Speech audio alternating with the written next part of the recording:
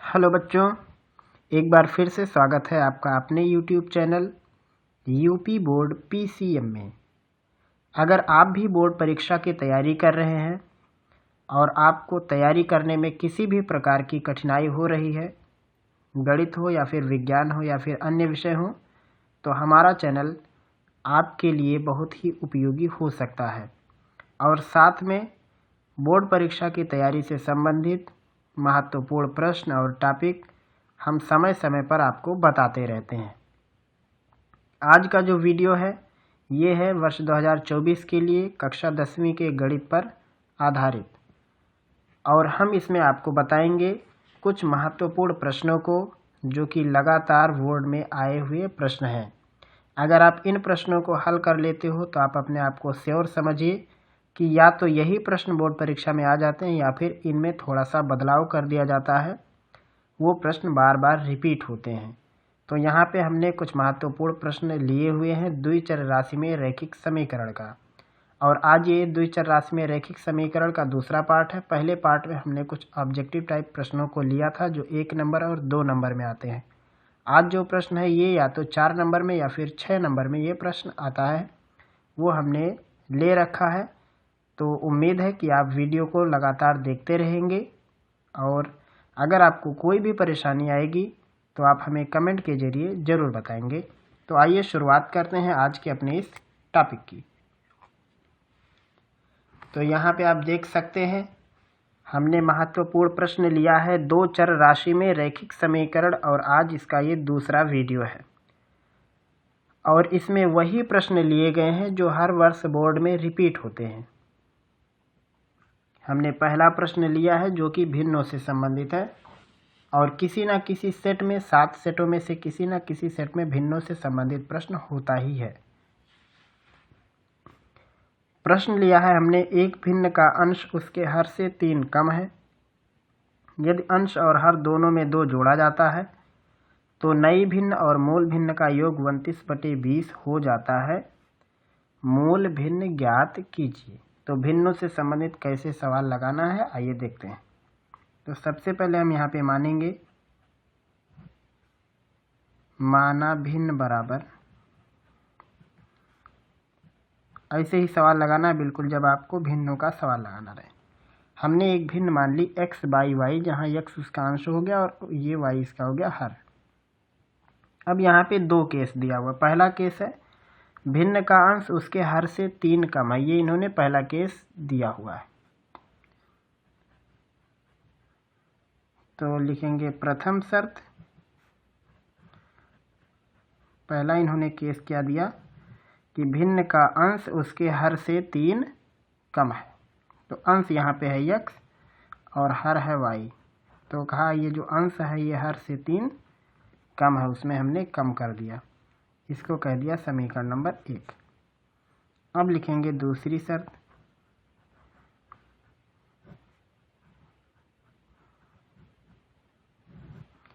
और दूसरी शर्त इसमें दिया यदि अंश और हर दोनों में 2 जोड़ दिया जाए, अंश में भी 2 जोड़ दो और हर में भी 2 जोड़ दो। तो जोड़ देते हैं, अंश में भी 2 जोड़ दिया और हर में भी 2 जोड़ दिया। तो नई भिन्न मतलब ये जो नया वाला बना और मूल भिन्न का योगफल, ये नया वाला और पुराना वाला जो था इसका योगफल 29/20 हो जाता है। ये सवाल दिया है। यदि अंश और हर दोनों में 2 जोड़ दिया जाता है तो नई भिन्न जो बन गई और जो मूल भिन्न थी दोनों का योगफल 29/20 हो जाता है। ये हो गया समीकरण नंबर 2। अब आपको इन्हें हल करना है। तो यहाँ पे आपने पहले से देखा हमने x की जगह पे y-3 रखा हुआ, तो जहाँ जहाँ x है वहाँ वहाँ y-3 रख लेते हैं। तो इसमें रिप्लेस कर देते हैं x की जगह पे y-3 और 2 पहले से है,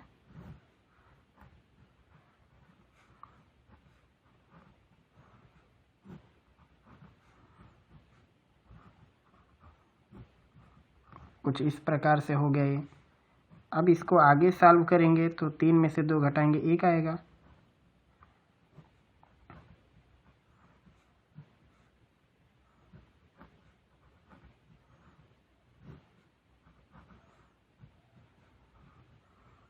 ये हो गया 29/20।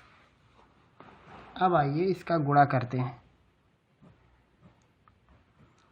गुणा करेंगे तो कितना हो जाएगा, ये y का गुणा y में करेंगे y², y का गुणा 1 में करेंगे ऋण y, और धन इसका इधर गुणा करना। तो पहले y का y में कर लेते हैं, y², y का 3 में करेंगे 3y, और 2 का y में करेंगे तो 2y, माइनस में 6। ये हो गया पूरा, अंश में हो गया अब ये, और नीचे दोनों का गुणा करेंगे तो हो जाएगा y² प्लस 2y, और यहाँ हो गया 29/20।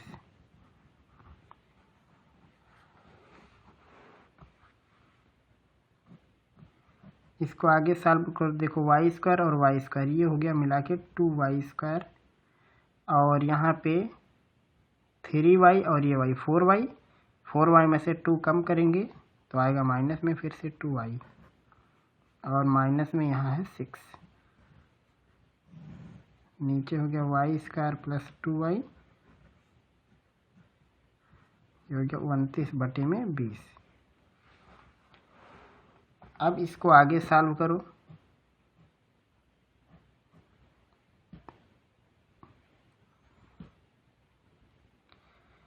आगे सॉल्व करने के लिए 20 से गुणा हो जाएगा, तो 20 का गुणा 2 में करेंगे आएगा 40y², 20 का गुणा 2 में 40y, 20 का 6 में 120, बराबर 29 का y में 29y², 29 का 2 में 58y। अब इसको घटाइए, 40 में से 29 घटाएंगे दूसरी तरफ लाके तो हो जाएगा 11y², और ये 40y और ये 58 जुट जाएगा, इस तरफ आएगा तो ये माइनस हो जाएगा, और ये यहाँ पे माइनस पहले से है, तो 58 और 40 हो जाएगा 98y, और यहाँ पे ऋण 120, बराबर हो जाएगा 0। अब इसे आगे सॉल्व करो। आगे सॉल्व करने के लिए आप इसको या तो सूत्र के द्वारा हल करो या फिर कर दो इसका गुणनखंड। तो गुणनखंड करने के लिए सबसे पहले 11 का गुणा 120 में करेंगे, तो जवाब में आएगा 11 का गुणा 120 में करेंगे तो आएगा 1320, मतलब गुणा करके 1320 लाना और घटा के 98 लाना है। तो ऐसी दो संख्याएं खोजनी है। तो एक संख्या होगी 110 और एक होगा 12। 110 में 12 से गुणा करेंगे तो 1320 हो जाएगा। यानी अगर हमें इसका फैक्टर बनाना है तो ये हो जाएगा 11y² ऋण 110y और धन 12y ऋण 120 बराबर 0। यहाँ पे लगा देते हैं इसको। तो इसमें से 11y कॉमन ले लेंगे, कोष्ठक में बचेगा y ऋण 10, दूसरे वाले में से 12 कॉमन लेंगे तो बचेगा y ऋण 10 बराबर 0। तो एक कोष्ठक में हो जाएगा y ऋण 10 और एक में हो जाएगा 11y धन 12 बराबर 0। तो एक बार आएगा y का मान 10 और एक बार आएगा y का मान ऋण 12/11, जो कि हो जाएगा अमान्य, क्योंकि ये ऋण में है और यहाँ पे हमें भिन्न में लगाना था। तो y का मान 10 हो गया, इसमें रखेंगे तो x का मान आएगा 7। तो लिखेंगे इसलिए भिन्न बराबर, यहाँ ऊपर लिख देते हैं, इसलिए भिन्न हो जाएगा x का मान 7 और y का मान 10। ये हो जाएगा इस सवाल का जवाब। ये है पूरा सॉल्यूशन।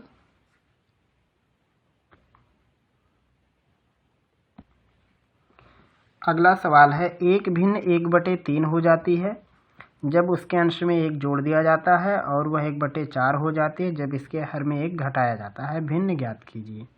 ये सवाल काफ़ी बार रिपीट हुआ है बोर्ड में, लगातार कई वर्षों में आ चुका है, इसलिए हमने इस प्रश्न को भी यहाँ पे लगाना उचित समझा है। आइए इसका सलूशन हम आपको दिखाते हैं। सबसे पहले आप वीडियो को रोक के खुद हल किया कीजिए, जब नहीं लगे तो आप आगे देखें। तो यहाँ पे लिखा है एक भिन्न 1/3 हो जाते हैं जब उसके अंश में 1 जोड़ा जाता है। तो जब भी भिन्नों का सवाल हो तो सबसे पहले आप भिन्न मान लो, लिखेंगे माना भिन्न बराबर x/y। अब लिखेंगे प्रथम शर्त,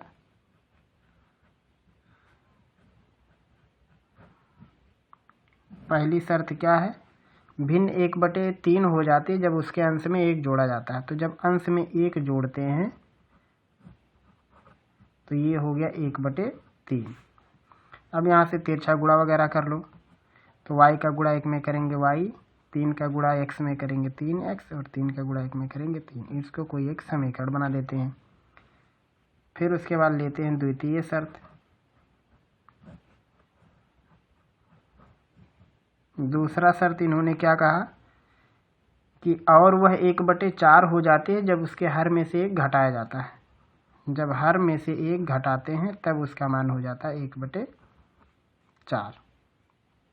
फिर से इसका तिरछा गुणा कर लेते हैं। 4 का गुणा x में 4x और 1 का पूरे में गुणा करेंगे y ऋण 1, हो गया 4x और y का मान है 3x धन 3, यह y का मान ऋण 1। यहाँ चाहे तो लिख देंगे समीकरण नंबर 1 से y का मान रखने पर। हो गया 4x 3x और 3 में से 1 घटाएंगे 2, 4 में से 3 इस साइड लाके घटा देंगे, 4x ऋण 3x बराबर 2 या x बराबर हो जाएगा 2। ये हो गया x का मान। तो y का मान कितना होगा, अब यहाँ लिखेंगे समीकरण 1 में x बराबर 2 रखने पर तो y का मान आएगा 3 गुणे 2 धन 3, 3 दूनी 6 और 3 9, ये हो जाएगा। अब यहाँ पे लिखेंगे इसलिए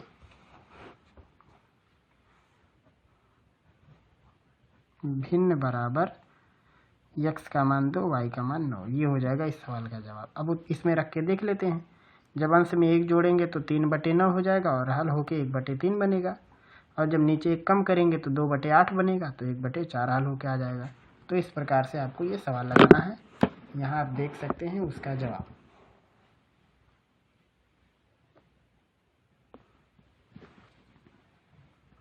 अगला सवाल तीसरा, और ये सवाल भी बार बार बोर्ड रिपीट करता है, जो कि अंकों पर आधारित है। तो हमने इसलिए इसको भी अपने महत्वपूर्ण प्रश्नों की सीरीज में इसको भी शामिल कर लिया है। प्रश्न है, 2 अंकों से बनी एक संख्या और उसके अंकों को उलटने पर बनी संख्या का योगफल 66 है। यदि संख्या के अंकों का अंतर 2 हो तो संख्या ज्ञात करो। तो जब भी अंकों पर आधारित सवाल हो तो सबसे पहले यहाँ पे क्या करना रहेगा, आपको इकाई और दहाई का अंक मानना पड़ेगा। तो लिखेंगे माना इकाई का अंक, उसको लिख देंगे x,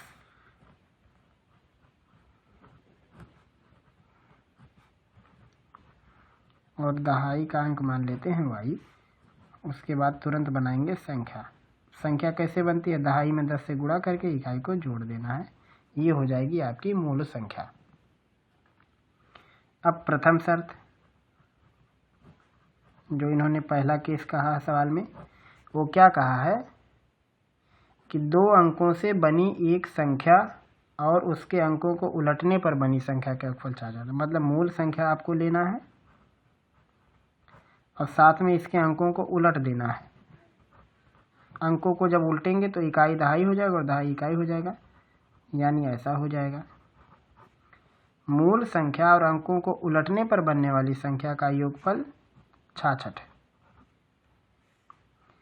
तो यहाँ पे देखो 10x और 1x मिला के 11x, 10y और 1 ये हो जाएगा 11y बराबर 66।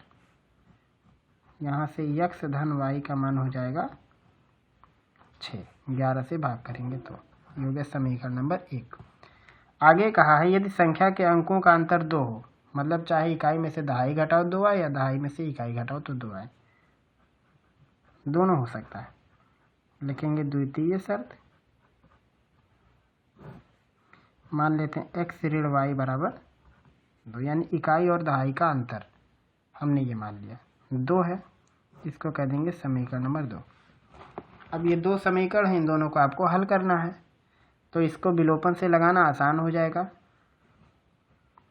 तो लिखेंगे समीकरण 1 और 2 को जोड़ने पर, तो जब जोड़ेंगे y से y कट जाएगा तो आएगा 2x बराबर 12, 12 ने 6 2 8, तो x का मान आएगा 4। जब x का मान 4 हो गया तो y का मान आएगा 2। अब y का मान 2 कैसे आएगा, आप यहाँ चाहे तो लिख सकते हो। समीकरण 1 में x बराबर 4 रखने पर x का मान हो गया 2, लिखेंगे इसलिए ये x का मान रखे y का, तो लिखेंगे इसलिए संख्या बराबर 10 गुणे y की जगह पे 2 धन 4 यानी आएगा 24। तो वो संख्या 24 भी हो सकता है और 42 भी हो सकता है, क्योंकि 42 में भी 4 और 2 का अंतर रहेगा, 24 में भी 4 और 2 का अंतर रहेगा, तो दोनों सही है। 24 भी उत्तर हो सकता है और 42 भी। ये हुआ सवाल नंबर 3 का जवाब। अगला हमने जो प्रश्न लिया है ये भी अंकों पर ही आधारित है। 2 अंकों से बनी किसी संख्या के अंकों का योगफल 9 है। तो यहाँ भी सेम काम, जैसे ही अंक वाले हुए तो सबसे पहले 3 काम करेंगे।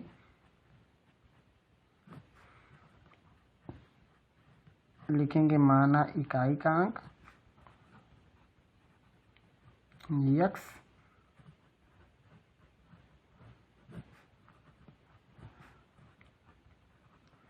और दहाई का अंक y, तुरंत बनाएंगे संख्या। दहाई में 10 का गुणा और इकाई जोड़ दें, इतना काम हो गया। उसके बाद लिखेंगे प्रथम शर्त, जो इन्होंने कहा। पहला शर्त क्या है कि अंकों का योगफल 9 है, यानी इकाई और दहाई दोनों जोड़े गए तो 9 आया। ये हो गया पहला समीकरण। फिर दूसरा, यदि संख्या के अंकों को उलट दें तो नई संख्या मूल संख्या से 27 ज़्यादा है। ये है इनका द्वितीय शर्त। सवाल यह है जब अंकों को उलट देंगे तो 10y प्लस x की जगह पे 10x प्लस y हो जाएगा। ये हो जाएगा। जब अंकों को उलट देंगे तो नई संख्या मूल संख्या से 27 ज़्यादा, मतलब ये वाली संख्या जो पहले संख्या आपने लिखा था 10y प्लस x, उससे 27 अधिक हो गई। अब इसको हल करो। 10x में से 1x पक्षांतर होके घटाएंगे, ऐसे भी लिख सकते हैं।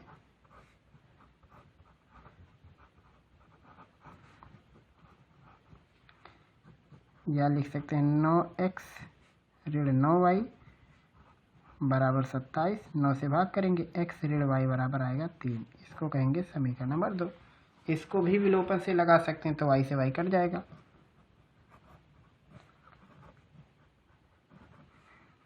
तो ये हो जाएगा 2x इक्वल 12, तो x इक्वल 6।